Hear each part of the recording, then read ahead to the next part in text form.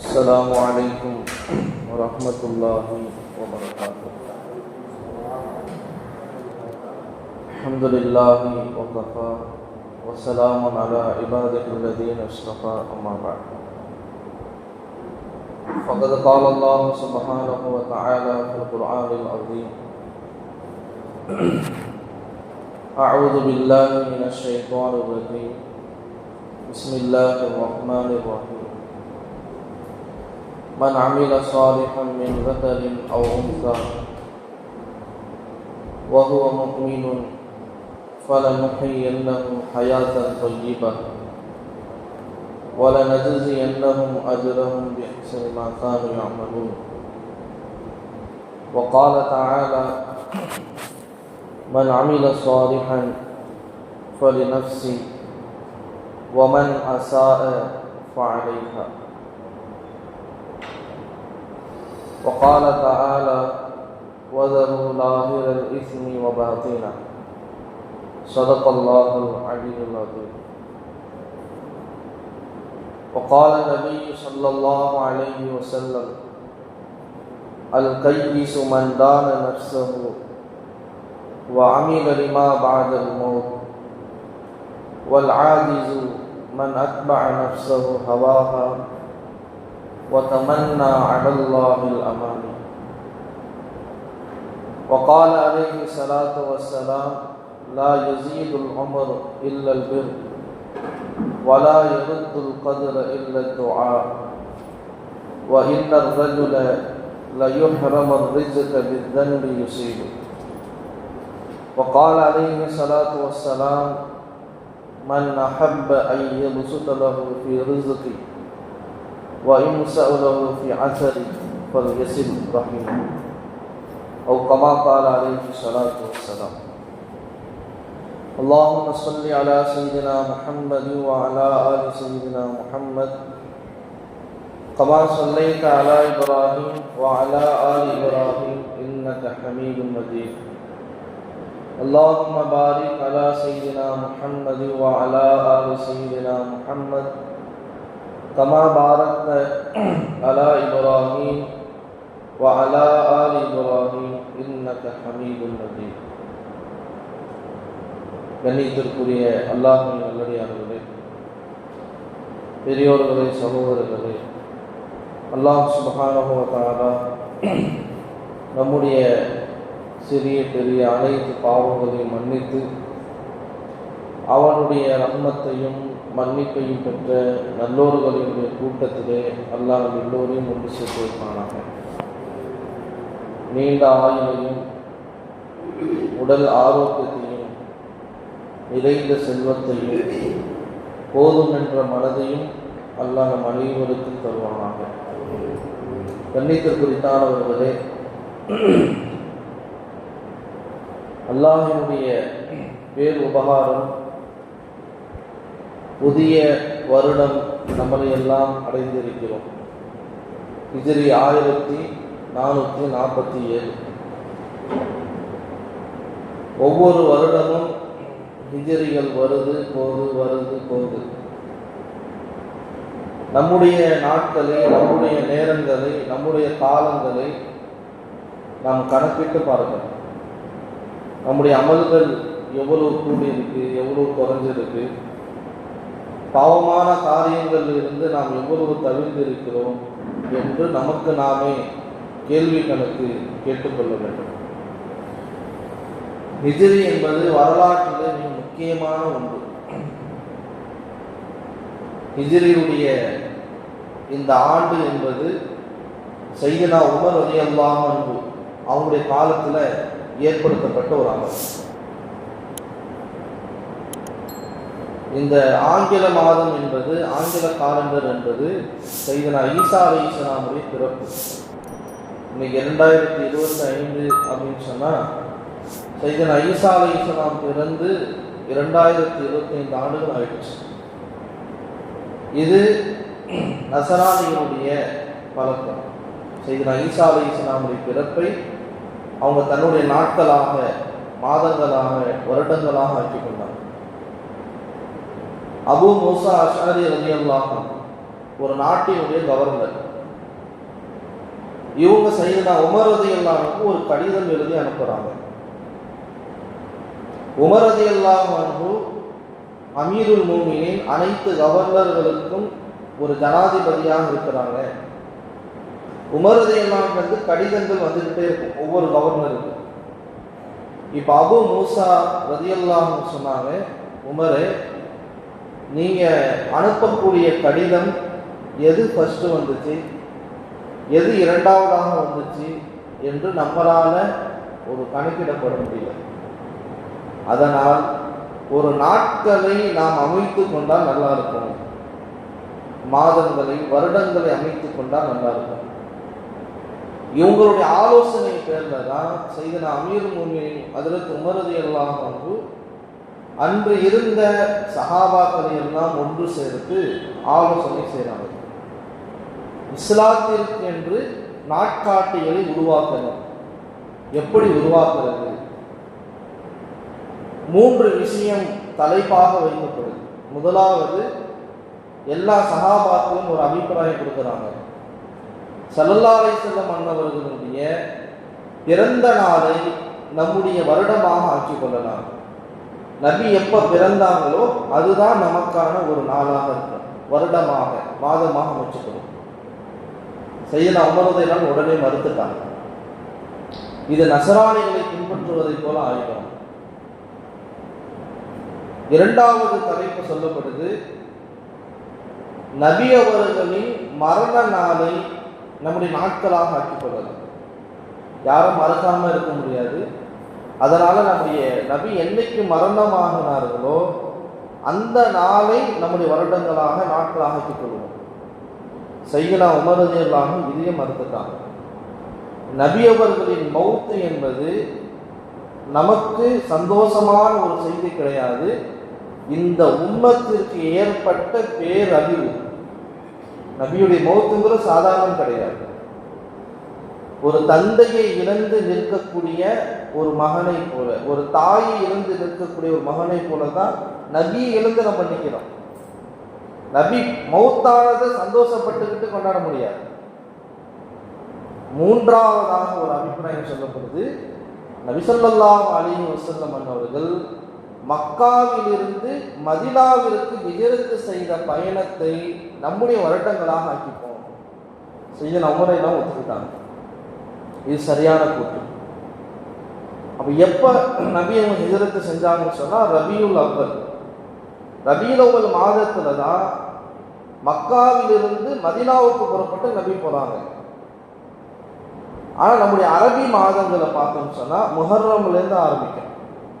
முஹர்ரம்ல ஆரம்பிச்சு துல்ஹிஜ்ஜாவுல முடியும். மொத்தம் 12 மாதம்.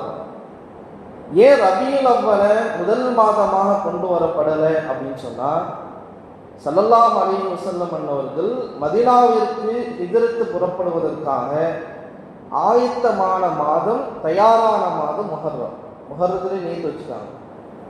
அதனால தான் இஸ்லாத்தினுடைய முதல் 12 மாதங்கள்ல முதல் மாதம் முஹர்ரம் மாதமாக நம்ம வச்சிருக்கோம். அந்த அடிப்படையில் தான் எப்போ ஹிஜ்ரத் செய்தார்களோ ஸல்லல்லாஹு அலைஹி வஸல்லம், அதிலிருந்து ஹிஜ்ரி 1ஆக ஆக்கப்பட்டு இன்று வரையிலும் ஹிஜ்ரி 1447வது வருடத்தை நம்ம அடைஞ்சிருக்கோம். கண்ணியத்திற்குரியவர்களே, இதுதான் ஹிஜ்ரி உருவானதற்கான வரலாறு. அப்ப நம்முடைய நாட்களை எப்படி நம்ம தெரிஞ்சு வச்சிருக்கிறோமோ அதே போல இஸ்லாமிய நாடு, இஸ்லாமிய மாதத்தை, இஸ்லாமிய வருடத்தை தெரிஞ்சு வச்சுக்கணும். இன்னைக்கு பத்திரிகையில மட்டும்தான் நம்ம அதை ஃபாலோ பண்றோம். ரபியுல் அவ்வல், முஹர்ரம் பிறை, சஃபர் பிறை, 13, 14 ஹிஜ்ரி அப்படின்னு சொல்லி எதுல ஃபாலோ பண்ணணும்னு சொன்னா ஒன்லி அந்த பத்திரிக்கை, அதோட முடிஞ்சு. பின்னாடி கூட எடுத்து பார்க்கறது கிடையாது. நம்முடைய எல்லா நாட்களிலும் எல்லா நேரங்களிலும் டைரியில நம்ம குறிச்சு வச்சுக்கணும். ஹிஜ்ரி இந்த வருஷத்துல எனக்கு குழந்தை பிறந்துச்சு, இத்தனாவது பிறையில பிறந்துச்சு, எல்லாத்தையும் நம்ம அந்த இஸ்லாமிய மாதப்படியும் ஆச்சுக்கணும். கணித்திற்குறித்தானவர்களே, இப்போ நமக்கான வேலை என்ன? வருஷம் வந்துக்கிட்டு தான் இருக்குது, மாதம் வந்துக்கிட்டு தான் இருக்குது. நம்ம நாமளே சரி செஞ்சு கொள்ளணும். நம்ம நாமளே நல்லவர்களாக ஆக்கிக்கணும். சாலிஹீன்களாக உருவாகும். அல்லாஹ் சுப்ஹானஹு வ தஆலா குர்ஆன்ல சொல்லும் பொழுது, மன் அமில சாலிஹன் மின் ஸக்கரின் அவ் உன்ஸா, ஆணாகினும் சரி பெண்ணாகினும் சரி, வஹுவ முஃமினுன், ஈமான் கொண்ட நிலையில் அமல் செய்பவர்களுக்கு, அமல் செய்கிறவர்கள், ஃபலனுஹியன்னஹு ஹயாத்தன் தய்யிபா, சுமுச்சமான சந்தோஷமான வாழ்க்கை நம்ம தருவோம். அல்லாஹ் சொல்றான். நல்ல அமலுக்கான கூலி என்ன அப்படின்னு சொன்னா, வாழ்க்கை சந்தோஷமா இருக்கும். ஆணும் சரி பெண்ணும் சரி. ஆனா ஈமான் உள்ள நிலையில் அமல் தான் அல்லாஹ்ட்ட கபூல் ஆகும்.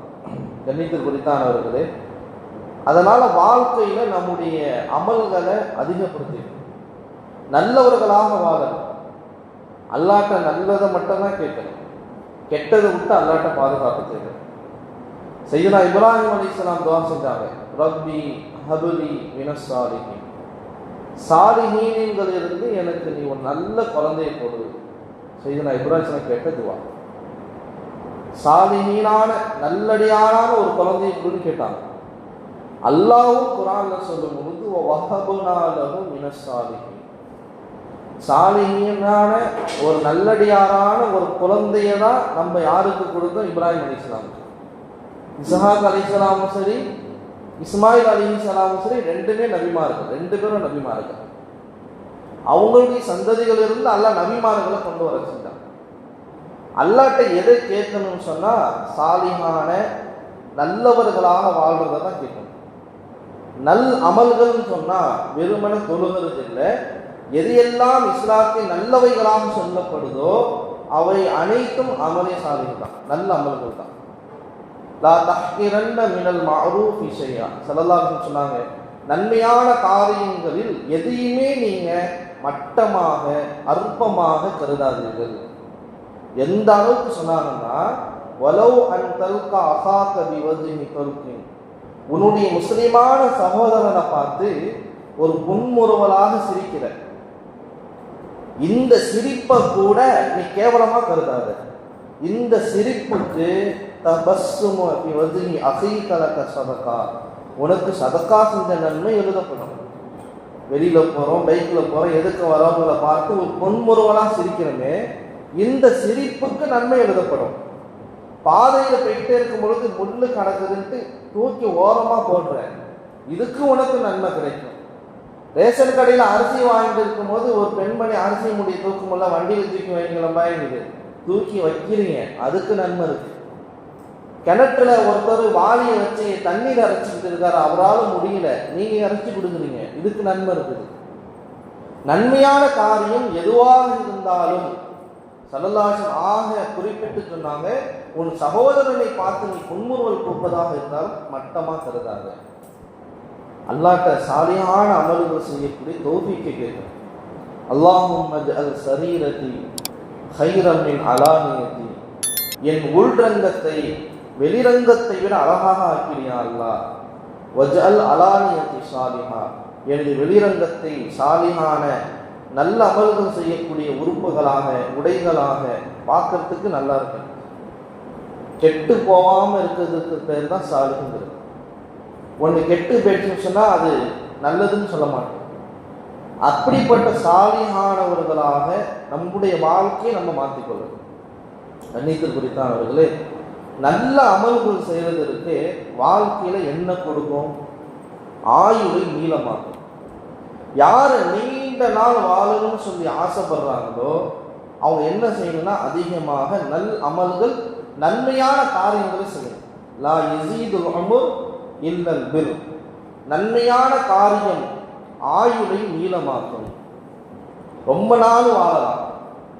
பேணுதலாக தொழுகிறது, நஃபிலான சுன்னத்தான வணக்கங்கள், தான தர்மங்கள், என்னென்ன நல்ல காரியம் இருக்கோ அனைத்தையுமே நன்மையை நாடி மனசுல பதிய. சும்மா ஏதோ வந்தோம், தொழுதோம், ஓதுனோம், திக்ர் செஞ்சோன்னு போகக்கூடாது. இதுக்கு மதிப்பு கம்மி. ஒரு அமல்ல நமக்கு முக்கியத்துவம் வருதுன்னு சொன்னா அந்த அமலினால் எனக்கு என்ன கிடைக்கும்? அதுக்கு பெயர் அரபியில இஹ்திசாப் அப்படின்னு சொல்லுவாங்க. ஒரு நன்மையை செய்வதற்கு முன்னால் அந்த நன்மையை சிந்தனையை கொண்டு வரணும். உதாரணமாக ஃபஜ்ருடைய தொழுகை தொழுகிறோம். ஸல்லல்லாஹு அலைஹி வஸல்லம் சொன்னாங்க, யார் ஃபஜ்ருடைய தொழுகையை தொழுவாரோ ஃபஹுவ ஃபீ ஸிம்மத்தில்லாஹ், அன்றைய முழுவதும் அவர் அல்லாஹ்வுடைய பாதுகாப்பு வராது, உள்ளத்துல அந்த உணர்வு வரல. பொதுவா 5 வக்து தொழுகையை எப்படி தொழுகணும்னு சொன்னா, அல்லாஹ் என் மீது கடமையாக்கி இருக்கான் என்ற சிந்தனையோடு தொழுகணும். அல்லாஹ் அவங்களுடைய பாவங்களை மன்னிப்பான்னு சொல்லி ஹதீஸ்ல வரும். ஏதோ நானும் தொழுவணும் தொழுவையாளி அப்படிலாம் தொழுவக்கூடாது. மதிப்போட ஒரு அமல் செய்யணும். வியாபாரம் செய்யறோம், ஏனதானே செஞ்சிடுவோமா, என்கிட்ட காசு இருக்குது ஏன் சும்மா இருப்போமே, ஏதோ ஒரு வியாபாரம் செய்யணும், அப்படி செய்ய மாட்டோம். இந்த ஊருக்கு இந்த ஏரியாவுக்கு என்ன தேவை, ஒரு நுட்பமான வியாபாரி அதை தான் செஞ்சுப்பான். அதனால தான் கேரளாக்காரன் எங்கே பார்த்தாலும் கடை வச்சுருக்கான். நம்ம ஊரில் பாருங்க எத்தனை கடை இருக்குது, நம்ம போய் வச்சுருவோமா கேரளாவில்? ஒரு நுட்பமான வியாபாரி, அறிவுள்ள ஒரு வியாபாரி என்ன யோசிப்பாருன்னா, இந்த ஏரியாவில் எது வச்சா ஓடும், எது மக்கள்கிட்ட பிரபல்யமாகும், அதை யோசிச்சு தான் வைப்பாரு. ஏன்னா லாபம் ஈட்டணும். ரெண்டாவது, எடுத்தோன்னையுமே லாபத்தை பார்த்துட முடியாது, பொறுமையை கையாள. இப்படி ஒன்னையுமே அதனுடைய பலனை யோசிச்சு தான் ஒரு அமலை செய்யணும். சும்மா ஏனதானோ அமல் செய்யக்கூடாது. ஒவ்வொரு அமலையும் நான் பள்ளிக்குள்ள வரேன், வலது காலை வச்சு வரேன். ஏன் வரேன்? என் நபியுடைய சுன்னத்து. வலது காலை வச்சு பள்ளிக்குள்ள வரணும். அப்படியே எங்கே போகிற மாதிரி முடியாடக்கூடாது, எங்கே போகிற மாதிரி ஓடக்கூடாது. கவனமாக இருங்க இந்த விஷயத்தில். நம்ம பெரிய பெரிய அமல் செய்கிறது பெருசு இல்லை, சின்ன அமலில் தான் கரெக்டாக இருக்குது. சின்ன அமல் அதில் பேணுதலாக இருந்தான்னு வச்சுக்கோங்களேன், உடனே அல்லாஹ்வுடைய இறைநேசன் ஆகிடலாம். பெரிய பாக்கியம். நகம் வெட்டுறதா இருந்தாலும் சரி, ஏனதானும் வெட்டக்கூடாது, சுன்னத்தான முறைப்படி வெட்டணும். பள்ளிக்குள்ளே போகும்பொழுது இடது காலை வச்சு தான் போகணும். இல்லைன்னா மனசு குறுக்குன்னு வலது காலை வச்சுட்டோம் சொன்னால் என்னமோ எங்கேயோ காலை தூக்கி வச்ச மாதிரி சிந்தனை வரும். நபியுடைய சுன்னத்து விடப்படக்கூடாது. ஒரு அமல் அல்லாட்ட கபூல் ஆகணும்னு சொன்னால் 2 இருக்குன்னு. 1 இஸ்லாம், 2வது நபியுடைய சுன்னத்து. அந்த அமல் அல்லாஹ் உடனே ஏற்றுப்பான்.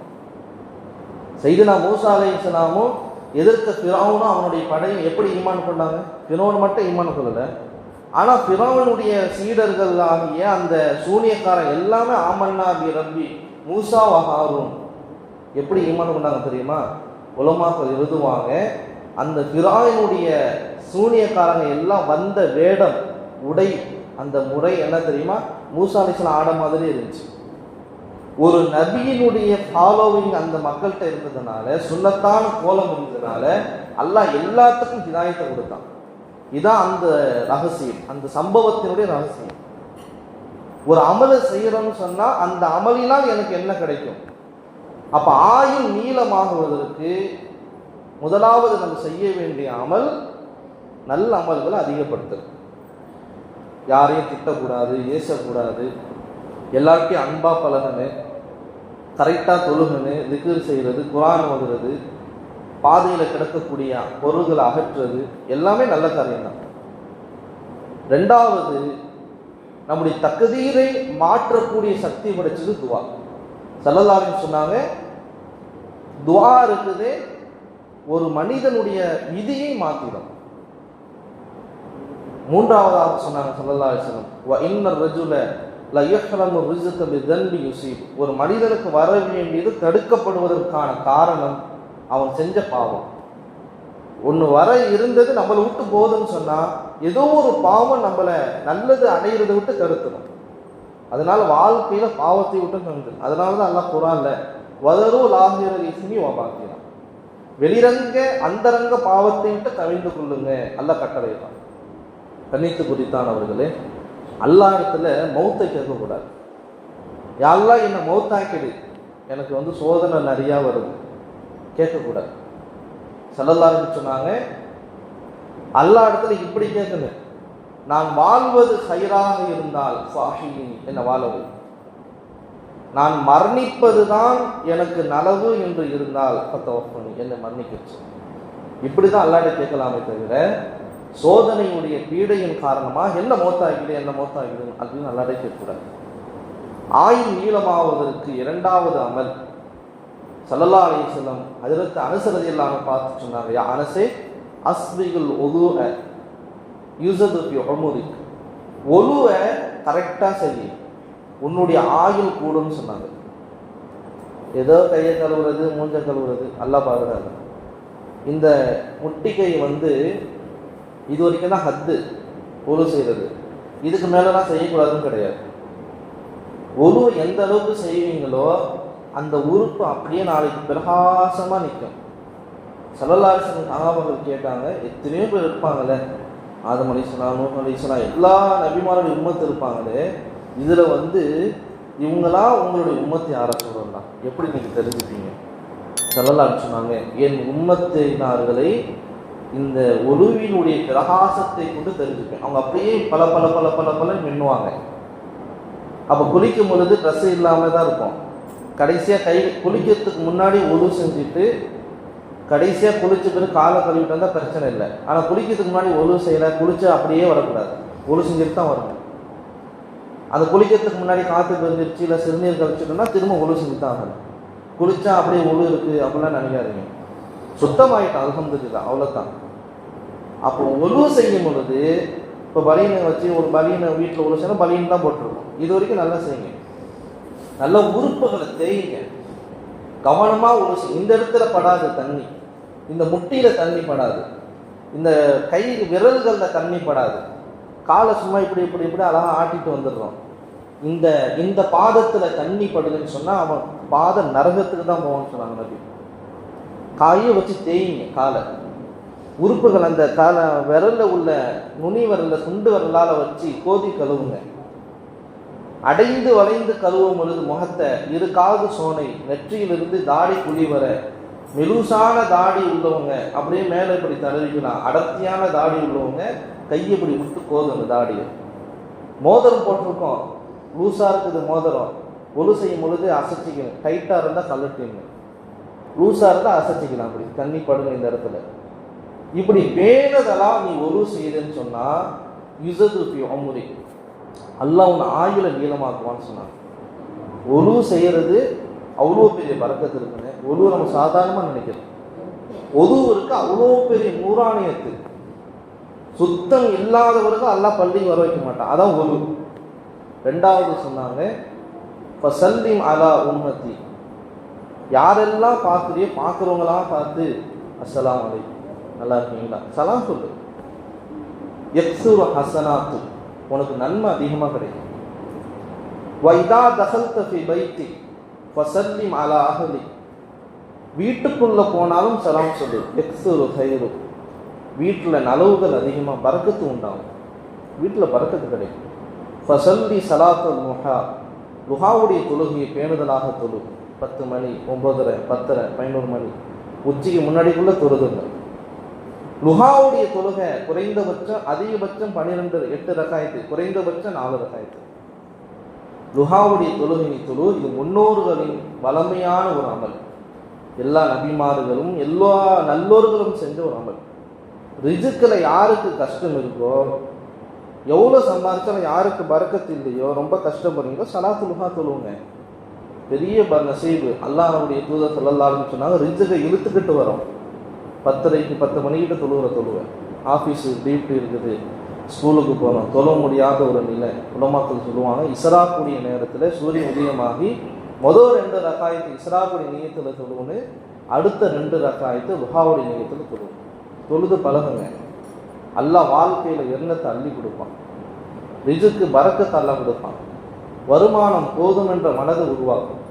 360 மூட்டுகள் ஒரு மனிதன் இருக்கு, அந்த மூட்டுகள் அனைத்துக்கும் சதகா செய்யணும். எப்படி தினமும் 360 ரூபா சதகா செஞ்சுட்டு இருக்க முடியுமா?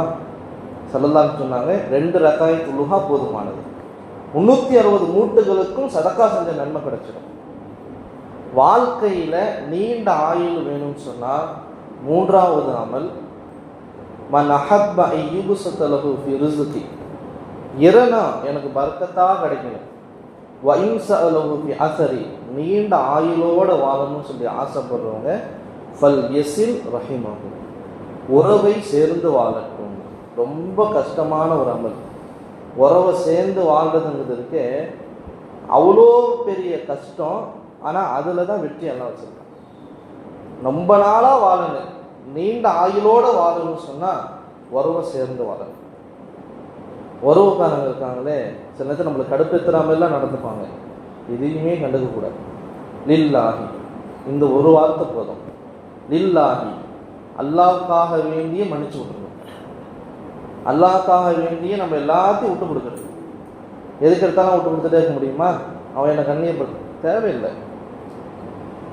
உறவை சேர்ந்து வாழ்ந்தா இந்த ரெண்டும் கிடைக்கும், இல்லைன்னா கிடைக்கும். என்ன கிடைக்கும்? நீண்ட ஆயுள் கிடைக்கும். ரெண்டாவது என்ன கிடைக்கும்? வருமானம் பத்த மாட்டேங்குது, போதுமான இது இல்லைங்கிறமா இல்லையா, அதெல்லாம் இல்லாமல் ஆகிடும். எல்லாம் ரிசுக்கில் பறக்கத்து செய்வோம். நம்ம அடிக்கடி சொல்றது, என்னுடைய மௌத்து நான் ஆதம்பரியில் 25 வருஷமா இமாமா இந்த மௌத்தா போனாரு, அப்படி இருக்கக்கூடாது. என்னுடைய எண்ணம் தான், என்னுடைய மௌத்து நான் மரணிக்கும் நேரத்தில் யார்கிட்டையும் உறவை முறிச்சு வாழ்ந்தேன் அப்படிப்பட்ட லிஸ்ட்ல நான் இருக்கக்கூடாது. எல்லார்ட்டையும் நான் பேசுவேன். கண்டுக்கிட்டாலும் சரி, கண்டுக்கலனாலும் சரி, சொன்னாலும் சரி, சொல்லனாலும் சரி. இன்னைக்கு நம்ம எப்படி இருக்கிறோம்? தொட்டதுக்கெல்லாம் பூச்சிக்கிறோம். கல்யாணத்துக்கு சொன்ன என்னப்பா, சொல்லண்டா என்ன, சொல்லனா நிற்காமல் வீசுவோம், போய் சாப்பிட போவோம். சொல்லலைன்னா அல்ஹம்துலில்லாஹ் 2 கையை தூக்கி அவங்களுக்கு அனைத்து வாசனை தான். ஏதோ ஒரு நினப்பு மறந்துருப்பாரு. இது மாதிரி நம்ம நிறைய பேர் சொல்கிறாங்க, மறந்துட்டேன், இப்போ தான் வெளிநாட்டம். அல்ஹம்துலில்லாஹ், ஒன்றும் பிரச்சனை இல்லை. அல்லாஹ் பரக்கத் செய்யும். செய்தி தெரியல, ஆனால் கல்யாணம் பண்ணிட்டு சொல்கிறாரு, கல்யாணம் ஆயிடுச்சுங்கிற. அப்படியா? பாரக்கல்லாஹ். ஆனால் தெரிஞ்சிருச்சு, சொல்லலை, அப்பயும் பாரக்கல்லாஹ் தான். உறவை மட்டும் என்றைக்குமே சரி, மனைவிட்டையும் சொல்லிடுவீங்க. ரொம்பலோ தான் ரொம்ப மோசம். தொட்டதுக்கெல்லாம் போச்சு. என் பேரண்ட்டை சொல்ல நான் எப்படி கல்யாணத்துக்கு வருவேன், என் மகன்கிட்ட சொல்ல நான் எப்படி கல்யாணத்துக்கு வருவேன். இந்த காலம் தான் அதெல்லாம். இந்த குட்டி பையன் இப்போ அவனை பார்த்தா கூட கையை பிடிச்சிடணும், இல்லைன்னா அவனை தான் முடிஞ்சு கதை. அந்த காலத்துலலாம் ஒரு வயசில் மூத்தவங்களாம் பத்திரிக்கை வைப்பாங்க, மனைவி புள்ள பேரப்புள்ள எல்லாத்தையும் அழைச்சிட்டு வந்துருங்க, சரிம்மா முடிஞ்சு. ஆனால் இந்த காலம் அப்படி இல்லை. 2 வயசு பிள்ளையாதாலும் சும்மா ஒரு வெள்ளாத கொடுத்துட்டு வந்துடும், இல்லைன்னா முடிஞ்சு கதை. இப்படிப்பட்ட வாழ்க்கைக்கு மட்டமான கேவலமான வாழ்க்கை. நல்லா விளங்கிக்கங்க. கண்ணியம் வேணும்னு சொன்னால் அது அல்லாட்டம் மட்டும்தான் கிடைக்கும். இன்னல் இஸ்ஸத்த லில்லாஹ், கண்ணியங்கிறது அல்லாஹ்வுக்கு மட்டும் சொந்தமானது. துஇஸ்ஸு மன் தஷா, அவன்கிட்டே உள்ள அந்த கண்ணியத்தை பிரித்து தூக்கி போடுவான். யாருக்கு நாடணும் அவங்களுக்கு தான்.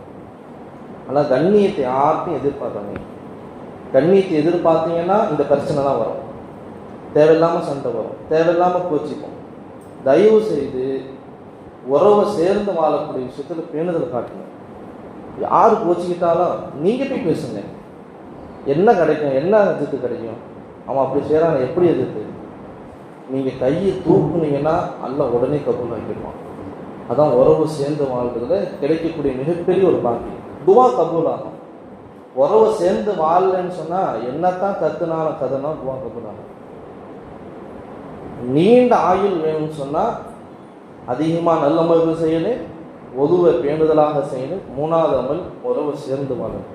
எல்லாம் அல்லாஹ் சுப்ஹானஹு வ தஆலா நம் அனைவர்களும் நீண்ட ஆயுளோடும் உடல் ஆரோக்கியத்தோடும் அல்லாஹ் வாழ தௌஃபீக் செய்வானாக. நீண்ட ஆயுளை கேட்கும்போது துவாவில் உடல் ஆரோக்கியத்தை சேர்த்து கேளுங்க. வெறுமனே நீண்ட ஆயுள்ன்ட்டு கடைசியில் படுத்த படுக்கையில் இருந்தால் கதை வேலைக்கு ஆகாது. நீண்ட ஆயுளை கேட்கணும், கூட எது கேட்கணுங்க? உடல் ஆரோக்கியம். ஏன் மௌத்து வரைக்கும் ஏன் தேவை நான் பூர்த்தி ஆகிடும். அல்ஹம்துலில்லாஹ், அது போதும். மற்றவங்களுடைய உதவியை நாடுற அளவுக்கு நம்ம படுத்த படுக்கையில் ஆயிடக்கூடாது. நபி துவா கேட்டுருக்காங்க, எல்லாம் அப்படி ஆக்கிறாரு. ஆனால் அறுத்த இல்லை அறுதலில் அந்த நசீபை எனக்கு தந்துடாது. நான் படுத்த படுக்கையில் ஆகி என் மகனோ பேரனோ என்னை சுத்தம் பண்ணுற நிலைமைக்கு நான் ஆக்கிறாரு. வாழும் மௌத்து வரையிலும் சலாமத்தோடு உட்காந்து தொழுதாலும் பரவாயில்ல, சலாமத்தோடு வாழ்ந்துட்டு போகிறோம். அப்படிப்பட்ட துவாவை கேளுங்க. அல்லாஹ் நம்ம எல்லோருக்கும் நசீபாக்குவானாக. மௌத்து வரையிலும் உறவை சேர்ந்து வாழக்கூடியவர்களாக, நல்லவர்களாக நம் எல்லோரும் ஆக்கி அருள் புரிவானாக.